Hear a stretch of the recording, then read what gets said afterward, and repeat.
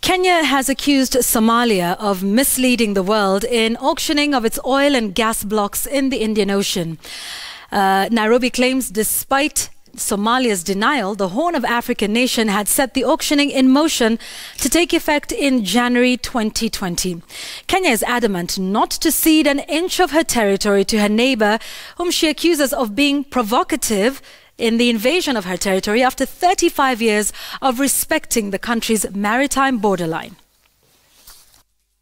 A cabinet meeting chaired by President Uhuru Kenyatta sought to stamp Kenya's authority over the raging maritime border dispute with Somalia. The cabinet sanctioning a bullish approach to the threat on our sovereignty posed by Somalia. We will not cede any inch of Kenyan territory to anyone or any government.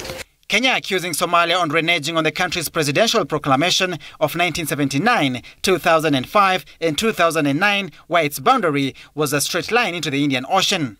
A position Nairobi claims Mogadishu never challenged for 35 years until 2014, when Somalia sued Kenya at the International Court of Justice. And it is our hope that we can resolve this matter by the outcome which is the reasonable outcome, namely respecting the boundaries that have been in place, that have been respected by both of us for more than 4 decades. Nairobi demanding for the withdrawal of Somalia's maps used to instigate the alleged invasion of our oil and gas blocks in the Indian Ocean.